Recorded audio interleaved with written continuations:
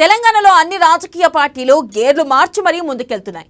ఈసారి ఎలాగైనా అధికారంలోకి రావాలనే టార్గెట్ తో బీజేపీ, పునర్వైభవం దిశగా కాంగ్రెస్ హ్యాట్రిక్ కొట్టి తీరాలన్న కసితో గులాబీ దళం ఉన్నాయి. కర్ణాటక ఫలితం తర్వాత సమయం లేదు మిత్రమా అంటూ పార్టీలన్నీ మరింత అలర్ట్ అయ్యాయి. ఇంతకీ విపక్షాల అస్త్రాలేంటి? బీఆర్ఎస్ ధైర్యం ఏంటి? ఎన్నికల నాటికి ఏం జరగబోతుంది? ఇలాంటి క్వశ్చన్స్ తో తెలంగాణ రాజకీయం రంజుగా మారుతుంది.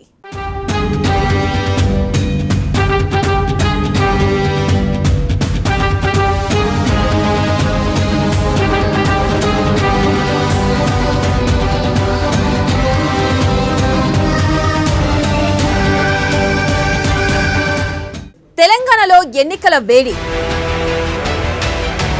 గేర్లు మార్చి మరీ దూసుకెళ్తున్న పార్టీలు. అక్టోబర్ తర్వాత ఏ క్షణమైనా నోటిఫికేషన్, డిసెంబర్లోనే డెడ్ లైన్. బీఆర్ఎస్ బాస్ వ్యూహాలు సిద్ధం.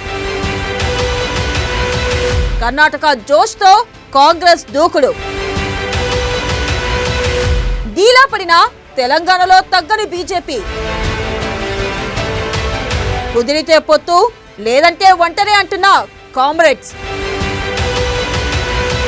43 స్థానాల్లో తమ పార్టీ ఫోర్స్ గా ఉందన్న షర్మిల. బీఆర్ఎస్ ఓటమే తమ లక్ష్యం అంటున్న బీఎస్పీ. కారును ఢీకొట్టేందుకు పొంగులేటి, జూపల్లి వెయిటింగ్. 6 నెలల ముందే రంజుగా తెలంగాణ రాజకీయం.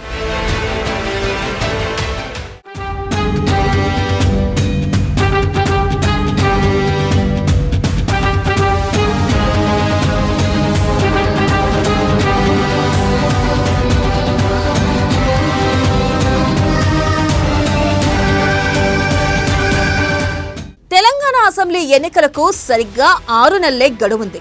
అందుకే పొలిటికల్ పరంగా ఒక్కసారిగా హై అలర్ట్ కనిపిస్తుంది. ఇప్పటికే జాతీయ పార్టీల దండయాత్ర షురు అయింది. అగ్రనేతలంతా క్యూ కడుతున్నారు. కర్ణాటకలో దుకాణం క్లోజ్ చేసిన పార్టీలు తెలంగాణపైనే పూర్తిగా ఫోకస్ చేశాయి.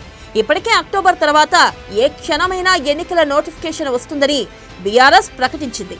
అన్ని పార్టీలు వ్యూహాలపై ఫోకస్ పెట్టి రంగంలో దిగాలంటూ నాయకులను రెడీ చేస్తున్నాయి. బీఆర్ఎస్ పార్టీ ఎల్పీ సమావేశం పెట్టి కేసీఆర్ ప్రజా ప్రతినిధులకు దిశానిర్దేశం చేస్తే, అటు బీజేపీ గీతలను హస్తినకు పిలిచి మరీ వ్యూహాలను రచిస్తుంది. అటు కాంగ్రెస్ కూడా ఎన్నికలకు సిద్ధమంటూ ట్రోలింగ్ వ్యవహారంతో నాయకత్వంలో మళ్లీ రచ్చరచ్చ మొదలైంది.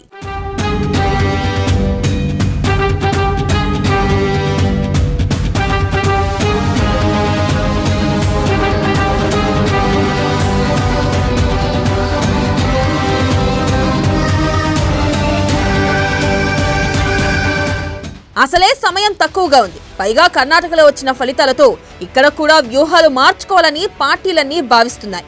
పథకాలు, వ్యూహాలు, రాజకీయ ఎత్తుగడలు, పొత్తులు వంటి అంశాలపై తలమునకలయ్యాయి పార్టీలు. హ్యాట్రిక్ విజయంపై కన్నేసిన బీఆర్ఎస్ వ్యతిరేక ఓటు తగ్గించే అంశంపై ఫోకస్ పెంచింది. 3 నెలల్లో నియోజకవర్గంలో పనులన్నీ పూర్తి చేసి మళ్లీ గెలిచేలా సిద్ధం కావాలని ఇప్పటికే నేతలకు హింట్ ఇచ్చారు సీఎం కేసీఆర్.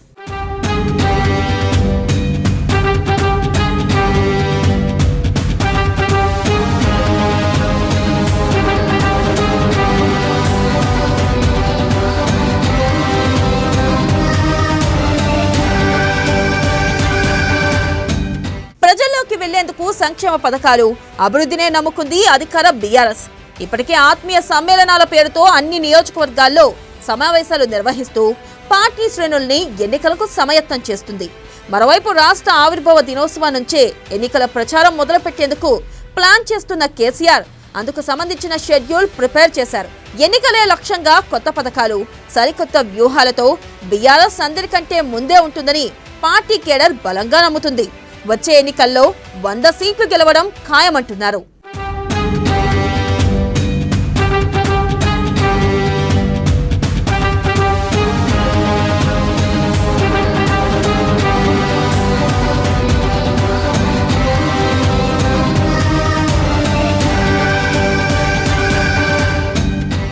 దక్షిణాదిలోని కీలకమైన కర్ణాటకలో ప్రభంజనం సృష్టించింది కాంగ్రెస్. ఎన్నికల నాటికే ప్రజల్లోకి వెళ్లిన అక్కడి నాయకత్వం బీజేపీని అన్ని విధాలా ఢీకొట్టేసింది. అసెంబ్లీ ఎన్నికల్లో మెజార్టీ స్థానాలను కైవసం చేసుకుంది. ఫలితంగా దక్షిణాదిలో మళ్లీ హస్తం జెండాలు రెపరెపలాడనున్నాయి.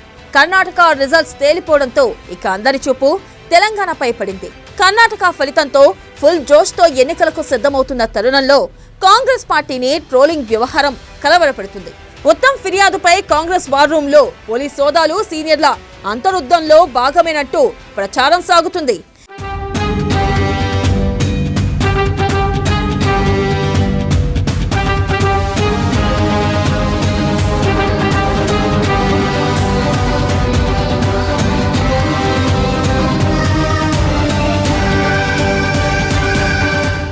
ఇక వార్ రూమ్ మ్యాటర్ అలా ఉంటే తమ మధ్య ఎలాంటి విభేదాలు లేవని కలిసికట్టుగా పనిచేస్తామంటున్నారు కోమిటిరెడ్డి వెంకటరెడ్డి. మరో అడుగు ముందుకేసి తాను సీఎం రేస్ లో లేనంటూ షాకింగ్ న్యూస్ కూడా చెప్పారు. కాంగ్రెస్ లో పదవి కోసం నేతల మధ్య వార్ లేదనే సందేశం జనాల్లోకి పంపే ప్రయత్నం చేశారు. కాంగ్రెస్ కు ఇప్పటికీ ప్రజల్లో బలం ఉంది. అదే బలాన్ని ఒడిపట్టాలని హస్త నేతలు చేతులు జోడిస్తున్నారు. ఇక రేవంత్ కూడా తెలంగాణకు మరో డీకేలా మారుతారని ఊహాగానాలు గుప్పుమంటున్నాయి.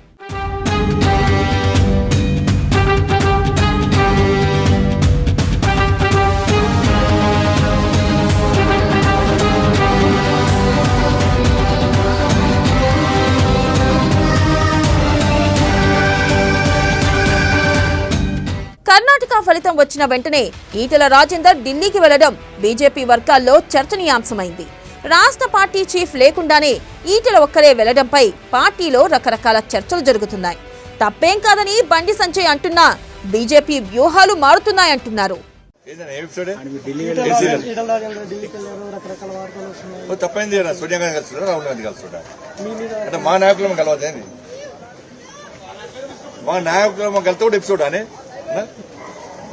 భారతీయ జనతా పార్టీలో ఏ కార్యకర్తనా ఎప్పుడైనా ఎక్కడైనా పోయి కలిసే అవకాశం ఉంది అంటే మీకైనా కేసీఆర్ విషయం మీ అంతా అట్లా అనుకుంటారు. కేసీఆర్ ఎప్పుడు గెలవడు కదా, మీరు అట్లా అనుకుంటున్నారు. మా నాయకులు ఎప్పుడైనా కలవాలనుకుంటే టైం రాబడి తప్పకుండా కలుస్తారు, అపాయింట్మెంట్ ఇస్తారు, పోయి కలవచ్చు. ఎవరైనా కలవచ్చు. మా శంకరన్ కలవచ్చు, మా సురేంద్ర కలవచ్చు, మా సుధాకర్ కలవచ్చు, మా పాండన్ కలవచ్చు.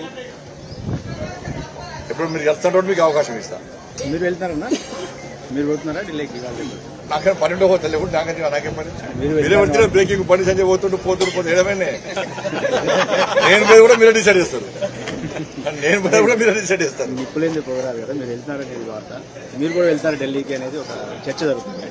చర్చ మీరు తీసుకొచ్చారు, చర్చ జరుగుతలేదు. మీరు బ్రేకింగ్ పెట్టారు, చర్చ జరుగుతుంది. నేను పోయి మీకేం తెలుస్తుంది? ఇక కన్నడ ఫలితం బీజేపీకి తెలంగాణలో పెద్దగా ఉనికి లేదనే అభిప్రాయానికి బలం చేకూరింది. కాంగ్రెస్ కు ఇప్పటికీ ప్రజల్లో బలం ఉంది. కర్ణాటకలో బీజేపీ గెలిస్తే కొంతవరకు బీజేపీ తెలంగాణలో తన బలాన్ని పెంచుకునేది. కానీ ఇప్పుడు ఆ సీన్ కనిపించడం లేదు. అధికారంలో ఉన్న కర్ణాటకలో తిరిగి అధికారంలోకి రావడానికి చెయ్యని ప్రయత్నం లేదు. ప్రధాని కేంద్ర నాయకత్వం అంతా అక్కడ మకాం వేసి పనిచేసినా బీజేపీని కన్నడ ప్రజలు కనికరించలేదు. దీంతో తెలంగాణలో బీజేపీ డీలా పడిందని విశ్లేషకుల మాట.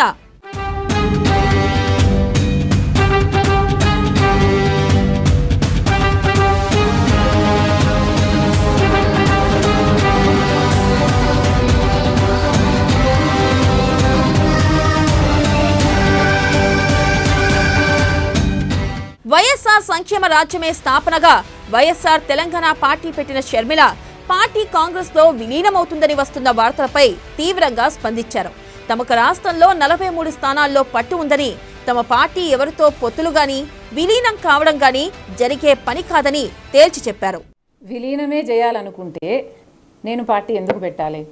విలీనమే చేయాలనుకుంటే ఒక మహిళను ఏ అండా లేదు, కిందబడి మిందబడి 2 ఏళ్లుగా పార్టీని నడిపి 3800 కిలోమీటర్లు పాదయాత్ర చేసి విలీనము చేసే ఆలోచనే ఉంటే ఇవన్నీ చేయాల్సిన అవసరం ఏముంది? అసలు నేను ఏ పార్టీకైనా పోయి నేను మీ పార్టీలో చేరతాను అంటే ఎవరైనా వద్దనేటోళ్ళు ఉన్నారా? విలీనం చేయాలనే నేను అనుకుంటే అసలు ఎప్పుడో చేరిపోయేదాన్ని కదా పార్టీలో. ఇక బీఎస్పీ కూడా బీఆర్ఎస్ ను ఓడించాలని వ్యూహాత్మకంగా అడుగులు వేస్తుంది. ఆ పార్టీకి చెందిన రిటైర్డ్ ఐపీఎస్ అధికారి ప్రవీణ్ కుమార్ విస్తృత పర్యటనలు చేస్తున్నారు.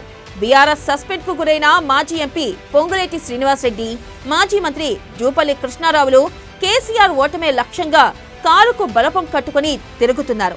ఇక వారు మొదట్లో బీజేపీలోకి వెళతారని ప్రచారం జరిగినా మారిన రాజకీయ పరిస్థితుల్లో కాంగ్రెస్ లో చేరతారని జోరుగా ప్రచారం జరుగుతుంది. అదే జరిగితే బీఆర్ఎస్ కు కొన్ని జిల్లాల్లో నష్టం జరుగుతుందనే అభిప్రాయాలను వ్యక్తం చేస్తున్నారు పరిశీలకులు.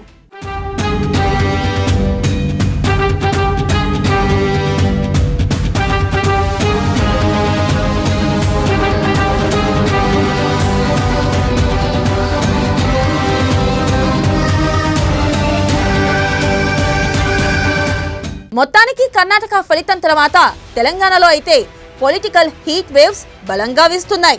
సమయం లేదు మిత్రమా అంటూ రణక్షేత్రంలోకి దిగిన పార్టీలు ప్రజా మద్దతును కూడగట్టే పనిలో ఉన్నాయి. ఇప్పుడే పరిస్థితి ఇలా ఉంటే ఎన్నికల నాటికి కురుక్షేత్రం తప్పదంటున్నారు విశ్లేషకులు.